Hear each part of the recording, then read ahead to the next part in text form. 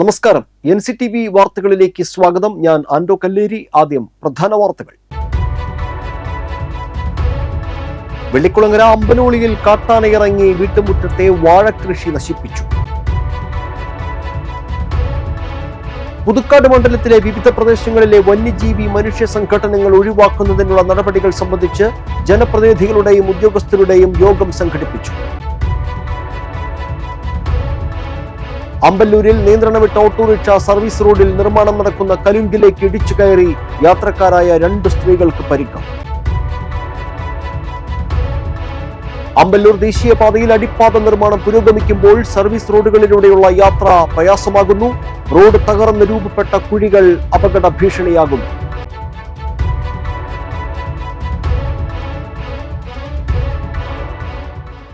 വിശദമായ വാർത്തകളിലേക്ക്. വെള്ളിക്കുളങ്ങര അമ്പനോളിയിൽ കാട്ടാനയിറങ്ങി വീട്ടുമുറ്റത്തെ വാഴകൃഷി നശിപ്പിച്ചു. അമ്പനോളി ക്രഷർ പരിസരത്തുള്ള തോട്ടക്കാരൻ ഗോവിന്ദന്റെ വീട്ടുമുറ്റത്തുള്ള വാഴകളാണ് ബുധനാഴ്ച രാത്രി കാട്ടാന നശിപ്പിച്ചത്. സമീപത്തെ പറമ്പിലെ പ്ലാവിലുണ്ടായിരുന്ന ചക്കകളും ആന തിന്നു തീർത്തു. അമ്പനോളി പ്രദേശത്ത് കാട്ടാന ശല്യമുണ്ടെങ്കിലും വീടുകൾക്ക് തൊട്ടടുത്തേക്ക് ആന എത്തുന്നത് ഇതാദ്യമാണെന്ന് നാട്ടുകാർ പറഞ്ഞു.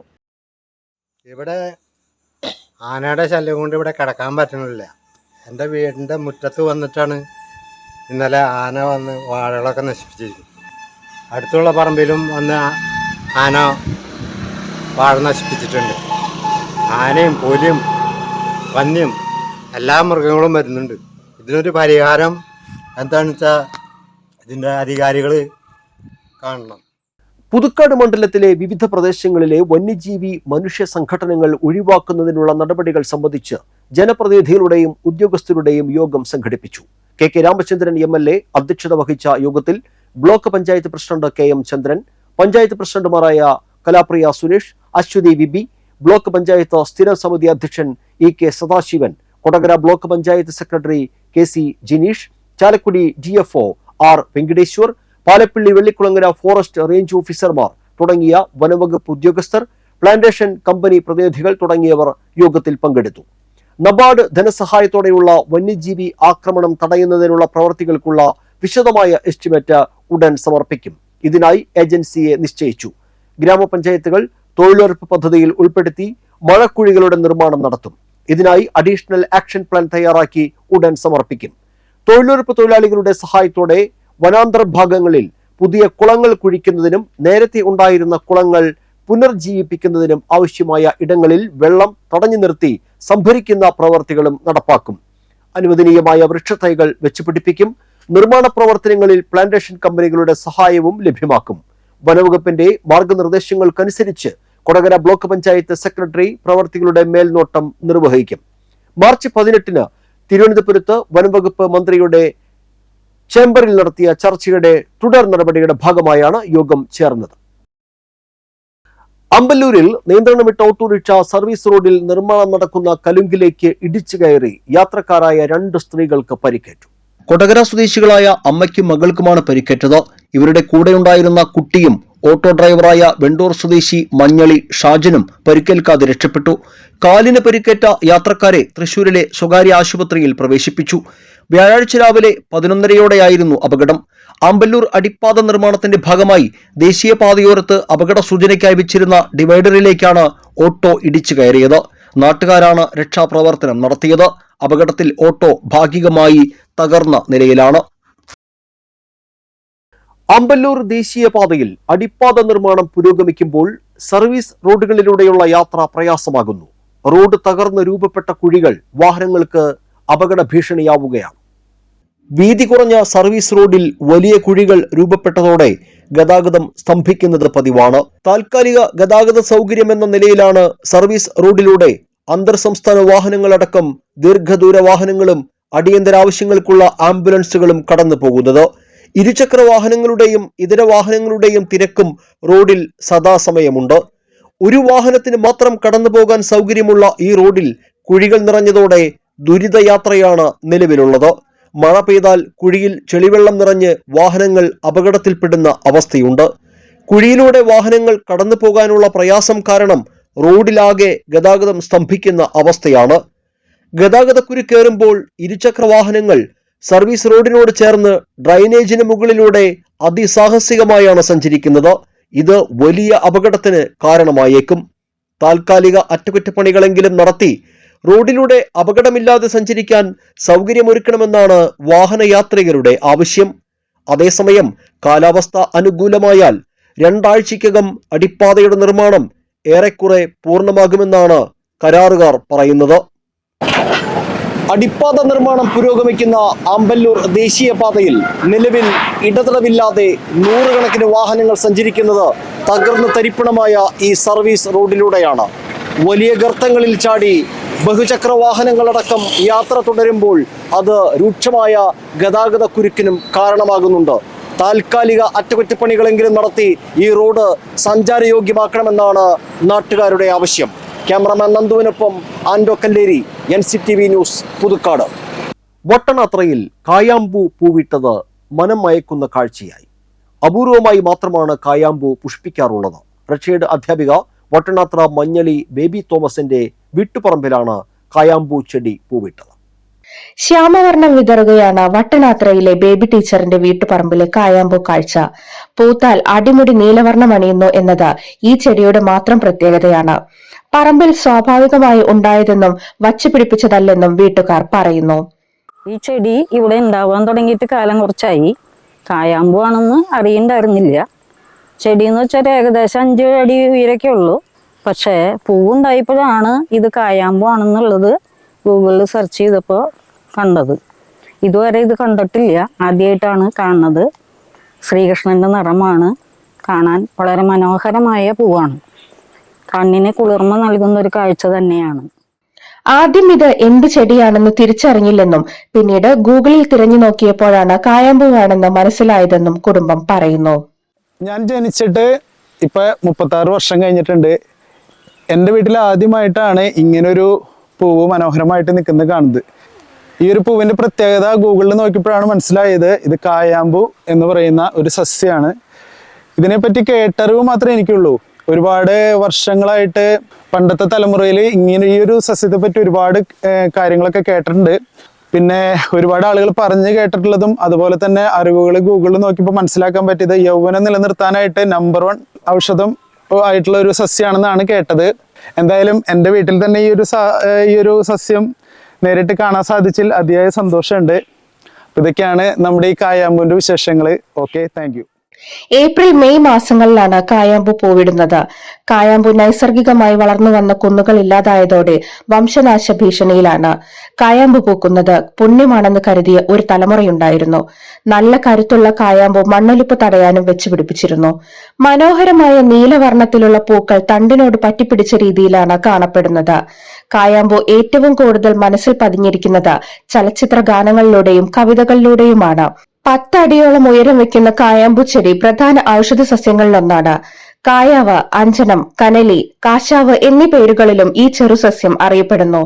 ഉറപ്പുള്ള തണ്ടുള്ള ചെടിയായതിനാൽ കത്തിക്ക് പിടിക്കാനും ഗ്രാമീണർ ഉപയോഗിച്ചിരുന്നു.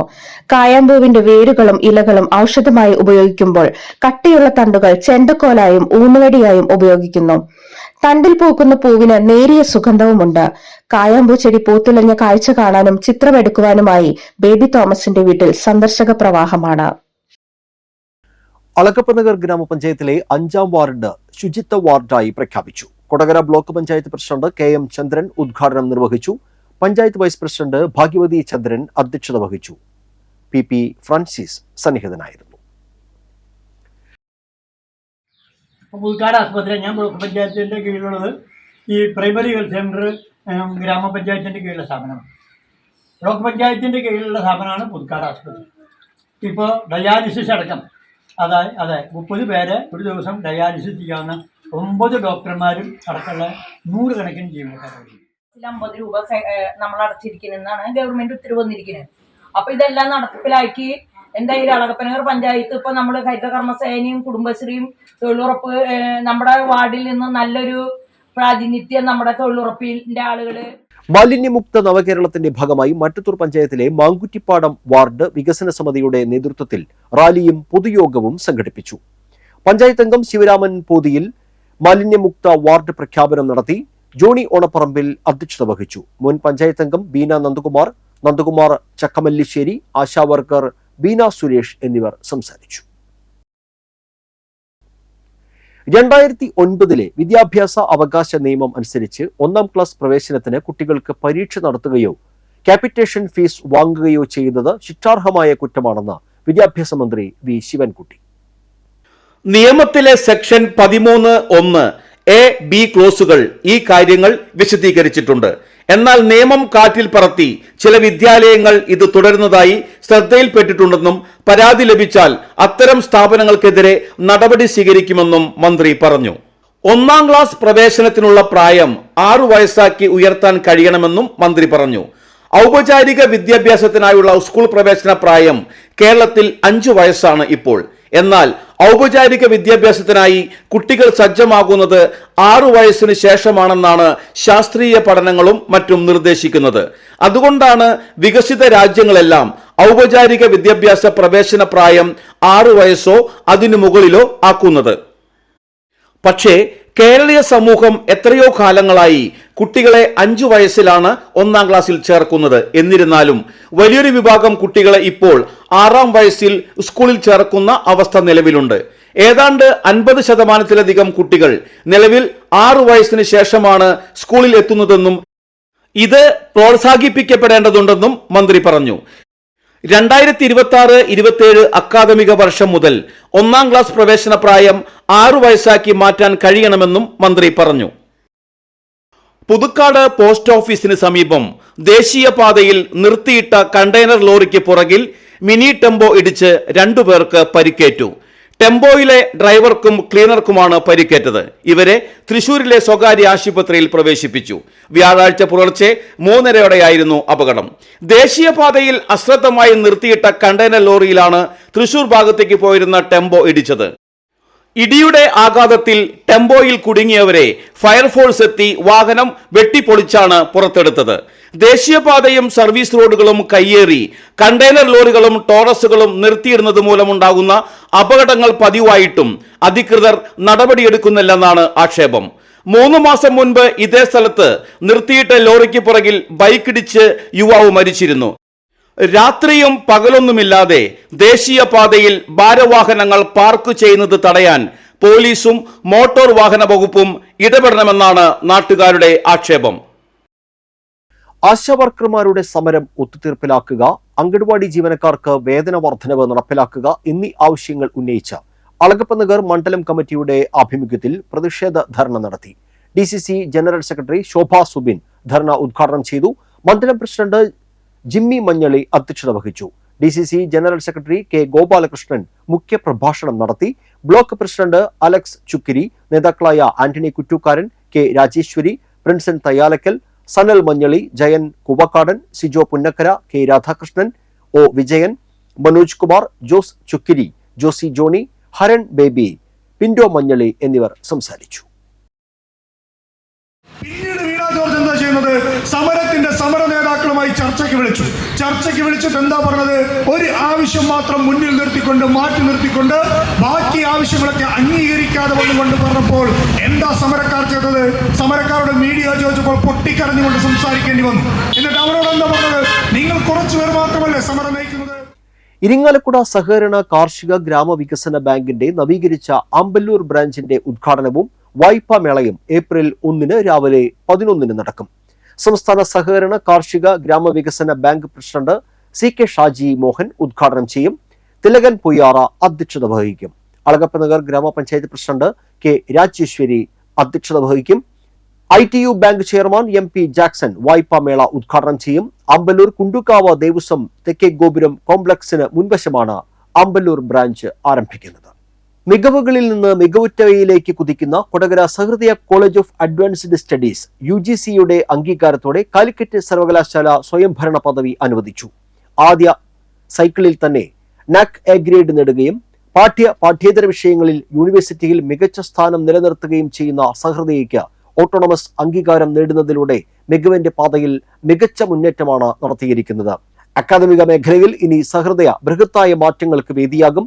ഉന്നത വിദ്യാഭ്യാസ രംഗത്തെ പാഠ്യേതര പ്രവർത്തനങ്ങൾ, സമകാലികമായ രീതിയിൽ പാഠ്യപദ്ധതിയിലെ നവീകരണങ്ങൾ, സ്വതന്ത്രമായ അക്കാദമിക് പ്രവർത്തനങ്ങൾ, വിദ്യാർത്ഥി കേന്ദ്രീകൃത പഠന രീതികൾ, തൊഴിൽ സാധ്യതയുള്ള പാഠ്യപദ്ധതികൾ, ഗവേഷണ പദ്ധതികൾ എന്നിവയിൽ കൂടുതൽ സ്വാതന്ത്ര്യവും സാധ്യതകളും പ്രവൃത്തി പഥത്തിൽ കൊണ്ടുവരാൻ ഈ പദവി സഹായിക്കും. വിദ്യാർത്ഥികൾക്കും അധ്യാപകർക്കും മികച്ച ഗവേഷണ അവസരങ്ങൾ നൽകുക എന്ന ലക്ഷ്യത്തോടെ മുന്നേറുന്ന സഹൃദയയ്ക്ക് ലഭിച്ച ഈ അംഗീകാരം യുവതലമുറയ്ക്ക് ഉജ്ജ്വല ഭാവിയിലേക്കുള്ള പാതയാകും.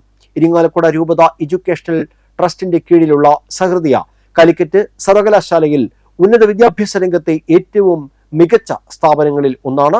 2025-26 അധ്യയന വർഷം മുതൽ 2034-35 അധ്യയന വർഷം വരെയുള്ള 10 വർഷ കാലയളവിലേക്കാണ് UGC സഹൃദയയ്ക്ക് ഈ അംഗീകാരം നൽകിയിരിക്കുന്നത്. 19 അണ്ടർ ഗ്രാജുവേറ്റ് ബാച്ചുകളും 5 പോസ്റ്റ് ഗ്രാജുവേറ്റ് പ്രോഗ്രാമുകളും കോളേജിൽ നിലവിലുണ്ട്. കായികരംഗത്തെ മികവുറ്റ പ്രവർത്തനങ്ങൾക്ക് കാലിക്കറ്റ് സർവകലാശാല കലാലയങ്ങൾക്ക് നൽകുന്ന ബെസ്റ്റ് സെക്കൻഡ് സ്പോർട്സ് കോളേജ് അവാർഡിന് കഴിഞ്ഞ കലാലയ വർഷം തിരഞ്ഞെടുക്കപ്പെട്ടത് സഹൃദയ കോളേജ് ഓഫ് അഡ്വാൻസ്ഡ് സ്റ്റഡീസ് ആയിരുന്നു. പ്രഗത്ഭരായ പരിശീലകരുടെ കീഴിൽ 36-ൽ പരം വിവിധ കായിക ഇനങ്ങളിൽ പരിശീലനം നൽകുന്ന സഹൃദയ കാലിക്കറ്റ് യൂണിവേഴ്സിറ്റി ഇന്റർസോൺ കായിക മത്സരങ്ങളിൽ കഴിഞ്ഞ കലാലയ വർഷത്തിൽ 10 ഓവറോൾ ചാമ്പ്യൻഷിപ്പുകളും 10 രണ്ടാം സ്ഥാനവും 3 ഇനങ്ങളിൽ 3-ാം സ്ഥാനവും കരസ്ഥമാക്കി. സഹൃദയയിലെ 8 വിദ്യാർത്ഥികൾ കഴിഞ്ഞ കലാലയ വർഷം ഇന്ത്യയെ പ്രതിനിധീകരിച്ച് ഇന്റർനാഷണൽ മത്സരങ്ങളിലും 2 പേർ വേൾഡ് യൂണിവേഴ്സിറ്റി മത്സരങ്ങളിലും പങ്കെടുത്തു. 78 കായിക താരങ്ങൾ ഓൾ ഇന്ത്യ യൂണിവേഴ്സിറ്റി നാഷണൽ മത്സരങ്ങളിൽ കാലിക്കറ്റ് യൂണിവേഴ്സിറ്റിയെയും കേരളത്തെയും പ്രതിനിധീകരിച്ചു. കൊടകര ആസ്ഥാനമായി പ്രവർത്തിക്കുന്ന കാദംബരി എന്ന സന്നദ്ധ സംഘടന തിരുവനന്തപുരം ആസ്ഥാനമായി പ്രവർത്തിക്കുന്ന HLL ലൈഫ് കെയർ ലിമിറ്റഡിന്റെ സഹായത്തോടുകൂടി സ്ത്രീകൾക്കായി നടത്തിവന്നിരുന്ന 10 ദിവസത്തെ പരിസ്ഥിതി സൗഹൃദ തുണികൊണ്ടുള്ള സാനിറ്ററി പാഡുകളുടെ നിർമ്മാണ പരിശീലനം സമാപിച്ചു. കൊടകരയിൽ കാവിൽ പ്രദേശത്തുള്ള കാദംബരിയുടെ ഓഫീസിന് സമീപത്ത് വെച്ച് സംഘടിപ്പിച്ച പരിശീലനത്തിൽ കൊടകരയിലെയും സമീപ പഞ്ചായത്തുകളിലെയും തയ്യൽ മേഖലയിലെ 17 സ്ത്രീകൾ പങ്കെടുത്തു. കാദംബരിയുടെ സ്ത്രീ ശാസ്ത്രീകരണ പരിപാടികളുടെയും പ്ലാസ്റ്റിക് മുക്ത സുസ്ഥിര പരിഹാര മാർഗങ്ങളുടെയും ഭാഗമായി സംഘടിപ്പിച്ച പരിശീലനത്തിൽ പങ്കെടുത്ത സ്ത്രീകളെ കാദംബരിയുടെ ഒപ്പം നിർത്തി തുണി കൊണ്ടുള്ള പാഡുകൾക്ക് വിപണി ഉണ്ടാക്കാനും അതുവഴി സ്ത്രീകളുടെ വരുമാനം വർദ്ധിപ്പിക്കാനുമാണ് ഉദ്ദേശമെന്ന് കാദംബരിയുടെ ഡയറക്ടർ VV രാജശ്രീ സമാപന സമ്മേളനത്തിൽ പറഞ്ഞു. ഉൽപ്പന്നത്തിന്റെ വിപണി മൂല്യം നിശ്ചയിക്കുന്നത് അതിന്റെ ഗുണനിലവാരം ആണെന്നും മികച്ച നിലവാരമുള്ള പാഡുകൾ ഉൽപ്പാദിപ്പിക്കാൻ പരിശീലനത്തിൽ പങ്കെടുത്ത എല്ലാവരും ശ്രദ്ധിക്കണമെന്ന് പരിശീലകയും ഇക്കോ ഫെമിനിസ്റ്റ് റിസർച്ച് ഫൗണ്ടേഷൻ ഡയറക്ടറുമായ RM കാവ്യ പറഞ്ഞു. തയ്യൽ മേഖലയിലെ ക്ഷേമ പദ്ധതികളെക്കുറിച്ചും അസംഘടിത മേഖലയിലെ തൊഴിലാളികൾക്കുള്ള ക്ഷേമ പദ്ധതികളെക്കുറിച്ചും സമാപന സമ്മേളനത്തിൽ വിശിഷ്ടാതിഥിയായി എത്തിയ ബിനു G നായർ വിശദീകരിച്ചു. കോമളം രവി, S പ്രശാന്തി, കാദംബരിയുടെ പ്രോഗ്രാം കോർഡിനേറ്റർ ജിസ് മരിയ പ്രബീൻ എന്നിവർ പ്രസംഗിച്ചു. All Kerala photographers association Kodakara മേഖല ഐഡന്റിറ്റി കാർഡ് വിതരണവും സംസ്ഥാന ജില്ലാ ഭാരവാഹികൾക്ക് സ്വീകരണവും പുതുക്കാട് സംഘടിപ്പിച്ചു. സംസ്ഥാന പ്രസിഡന്റ് AC ജോൺസൺ ഉദ്ഘാടനം ചെയ്തു. മേഖലാ പ്രസിഡന്റ് TV അനിൽകുമാർ അധ്യക്ഷത വഹിച്ചു. ജില്ലാ president Anil Thumbayil ID card വിതരണോദ്ഘാടനം നിർവഹിച്ചു. Sunil Punarakka, Suresh Aishwarya, IR Aravindakshan, VD Bastin, Santhosh Ponneth, Shaiju imagination, CG Titus, Jain Baby എന്നിവർ സംസാരിച്ചു. സംഘടനയെ കഴിഞ്ഞ കാലങ്ങളിൽ ഇത് മുന്നിൽ നിന്ന് നയിച്ചവരെ അവരുടെ അധ്വാനത്തിന്റെ ഫലമാണ് ഇന്ന് AKP പ്രസ്ഥാനം ഈ നിലയ്ക്ക് ഇവിടെ എത്തിച്ചേർന്നിരിക്കുന്നത്. കാലാകാലങ്ങളിൽ ഇതിന് സമാനമായിട്ടുള്ള ഇതിനെ അനുയോജ്യമായിട്ടുള്ള എല്ലാ പ്രവർത്തനവും നടത്തിക്കൊണ്ട് തന്നെയാണ് സംഘടന മുന്നോട്ട് പോയിട്ടുള്ളത്. അതുകൊണ്ടാണല്ലോ 3-ാം ഘട്ടത്തിലേക്ക് വന്നപ്പോൾ വിശ്വാസം കൂടുതൽ ആർജിച്ചതിന്റെ പേരിലാണല്ലോ ഈ പ്രവർത്തന വർഷത്തിലേക്ക് 9650 പേരാണ് സാന്ത്വനം പദ്ധതി സംസ്ഥാന കമ്മിറ്റിക്കോ അല്ലെങ്കിൽ ഇതിന്റെ പ്രവർത്തനമായിട്ട് മുന്നോട്ട് പോകുന്ന ഒരാളും മരിക്കരുത്. വരന്തരപ്പള്ളി ഗ്രാമപഞ്ചായത്തിലെ മുപ്ലിയം മുത്തുമല റോഡിന്റെ ഉദ്ഘാടനം വെള്ളിയാഴ്ച വൈകിട്ട് 6-ന് നടക്കും. KK രാമചന്ദ്രൻ MLA ഉദ്ഘാടനം നിർവഹിക്കും. പഞ്ചായത്ത് പ്രസിഡന്റ് കലാപ്രിയ സുരേഷ് അധ്യക്ഷത വഹിക്കും. ജില്ലാ പഞ്ചായത്ത് പ്രസിഡന്റ് VS പ്രിൻസ് മുഖ്യ അതിഥിയായി പങ്കെടുക്കും. Kodakara block panchayat president KM ചന്ദ്രൻ വിശിഷ്ട സാന്നിധ്യമായിരിക്കും. മാറുന്ന കാലത്തിനും അഭിരുചികൾക്കും അനുസരിച്ച് നാടകം അപ്രസക്തമാകുന്നു എന്ന ആവലാതികൾ ആസ്ഥാനത്താണെന്ന് അടയാളപ്പെടുത്തുകയാണ് ലോക നാടക ദിനം. നാടോടി നാടകങ്ങൾ, ചരിത്ര നാടകങ്ങൾ, ഏകാംഗ നാടകങ്ങൾ, സംഗീത നാടകങ്ങൾ, പാവനാടകം, നൃത്തനാടകങ്ങൾ, കുട്ടികളുടെ നാടകങ്ങൾ, തൊഴിലാളി നാടകവേദി, പരീക്ഷണ നാടകവേദി, എപ്പിക് നാടകവേദി, തെരുവ് നാടകങ്ങൾ, റേഡിയോ നാടകങ്ങൾ, സ്ത്രീ നാടകവേദി എന്നിങ്ങനെ അവതരണ ശൈലിയിലും കഥയിലുമുള്ള വ്യത്യാസങ്ങൾ, നൃത്തം, സംഗീതം എന്നിവയുടെ ഉപയോഗം, ഉദ്ദേശിക്കപ്പെട്ടിരിക്കുന്ന കാണികൾ, അവതാരകരുടെ രാഷ്ട്രീയ സാമൂഹിക ലക്ഷ്യങ്ങൾ എന്നിവയ്ക്കനുസരിച്ച് നാടകങ്ങൾ വിവിധ തരത്തിലുണ്ട്. കേരളത്തിലെ നാടക ചരിത്രം അന്വേഷിച്ച മിക്കവരും ഐക്യപ്പെട്ട ഒരു കാര്യം അതിന് പ്രാദേശികമായ അഥവാ തദ്ദേശീയമായ ഒരു രൂപം ഇല്ല എന്നതാണ്. പലതരം അനുകരണങ്ങളിൽ നിന്നാണ് മലയാള നാടകം രൂപപ്പെട്ടു വന്നതെന്ന് ശങ്കരപ്പിള്ളയെ പോലുള്ളവർ നിരീക്ഷിക്കുന്നു. ടെക്സ്റ്റ് അഥവാ രചനാപാഠം എന്ന നിലയിൽ കുറെ കൂടി മെച്ചപ്പെട്ട നില മലയാളത്തിന് അവകാശപ്പെടാനുണ്ടെങ്കിലും രംഗപാഠം അഥവാ രംഗരൂപം ദുർബലമായിരുന്നു, അനുകരണ പരതയുള്ളതും ആയിരുന്നു. ഭരണകൂടങ്ങളുടെ കലാദർശനങ്ങൾ നാടകത്തിന് എതിരാവുകയും സ്ഥിരം നാടകവേദി എന്ന ആശയം പോലും ഇല്ലാതാവുകയും മറ്റ് കലാരൂപങ്ങൾ സിനിമയ്ക്ക് പുറകെ സീരിയലുകൾ മുതൽ സീരീസുകൾ വരെ പ്രചാരപ്പെടുകയും ചെയ്തപ്പോൾ നാടകം കേവലമായ കലോത്സവ രൂപത്തിലേക്ക് ചുരുങ്ങി. അപ്പോഴും അമേച്വർ നാടകരംഗം ചെറിയ തോതിലെങ്കിലും ചലനാത്മകമായിരുന്നു എന്നും ഇറ്റ്ഫോക്ക് പോലുള്ള വേദികൾ അവയ്ക്ക് ഊർജം പകർന്നുവെന്നും ഒറ്റപ്പെട്ട ശ്രമങ്ങൾ ഉണ്ടായിക്കൊണ്ടിരിക്കുന്നു എന്നും കാണാതിരിക്കാനാവില്ല. എച്ചിപ്പാറ ഗവൺമെന്റ് ട്രൈബൽ സ്കൂളിലെ വർണ്ണക്കൂടാരം പദ്ധതി വെള്ളിയാഴ്ച കെ രാമചന്ദ്രൻ MLA ഉദ്ഘാടനം ചെയ്ത സ്കൂളിന് സമർപ്പിക്കും. ഈ പദ്ധതിയിൽ സിമന്റ് കൊണ്ട് നിർമ്മിച്ച മത്സ്യം മുതൽ പാലപ്പള്ളിയിലെ പ്രാദേശിക നിർമ്മിതിയായ ആട്ടുപാലം വരെയുള്ള ആർട്ട് വർക്കുകൾ ചെയ്തത് ചാലക്കുടി തിരുത്തിപ്പറമ്പ് സ്വദേശി ആർട്ടിസ്റ്റ് മനോജ് മോഹൻ മടപ്പാട്ടിലാണ്.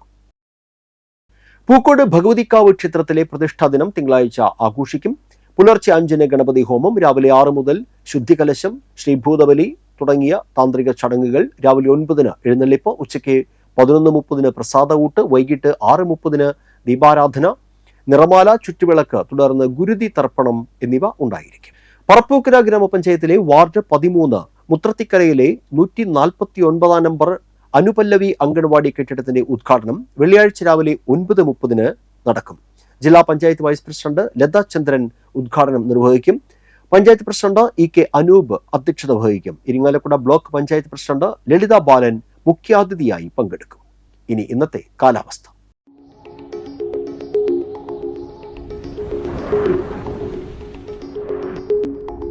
കൂടിയ താപനില 33 ഡിഗ്രി സെൽഷ്യസ്, കുറഞ്ഞ താപനില 26 ഡിഗ്രി സെൽഷ്യസ്. ഇനി ഇന്നത്തെ സ്വർണ്ണവില. സ്വർണം ഗ്രാമിന് 8,235 രൂപ, പവന് 65,880 രൂപ. പ്രധാന വാർത്തകൾ വീണ്ടും. വെള്ളിക്കുളങ്ങര അമ്പനോളിയിൽ കാട്ടാനയിറങ്ങി വീട്ടുമുറ്റത്തെ വാഴകൃഷി നശിപ്പിച്ചു. പുതുക്കാട് മണ്ഡലത്തിലെ വിവിധ പ്രദേശങ്ങളിലെ വന്യജീവി മനുഷ്യ സംഘടനകൾ ഒഴിവാക്കുന്നതിനുള്ള നടപടികൾ സംബന്ധിച്ച് ജനപ്രതിനിധികളുടെയും ഉദ്യോഗസ്ഥരുടെയും യോഗം സംഘടിപ്പിച്ചു. അമ്പല്ലൂരിൽ നിയന്ത്രണം വിട്ട ഓട്ടോറിക്ഷ സർവീസ് റോഡിൽ നിർമ്മാണം നടക്കുന്ന കലുങ്കിലേക്ക് ഇടിച്ചു കയറി യാത്രക്കാരായ 2 സ്ത്രീകൾക്ക് പരിക്ക്. അമ്പല്ലൂർ ദേശീയപാതയിൽ അടിപ്പാത നിർമ്മാണം പുരോഗമിക്കുമ്പോൾ സർവീസ് റോഡുകളിലൂടെയുള്ള യാത്ര പ്രയാസമാകുന്നു. റോഡ് തകർന്ന് രൂപപ്പെട്ട കുഴികൾ അപകട ഭീഷണിയാകുന്നു.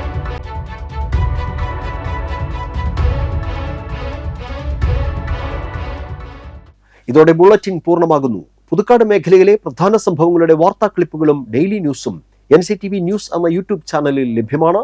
ന്യൂസ് ബുള്ളറ്റിന്റെ പ്രീമിയർ സംപ്രേഷണം എല്ലാ ദിവസവും രാത്രി 10-ന്. പുതുക്കാട് നിയോജകമണ്ഡലം, കൊടകര ബ്ലോക്ക് പഞ്ചായത്ത് പരിധികളിലെ സമഗ്ര വാർത്തകൾ അറിയാൻ NCTV ന്യൂസ് എന്ന യൂട്യൂബ് ചാനൽ സബ്സ്ക്രൈബ് ചെയ്യുക. നമസ്കാരം.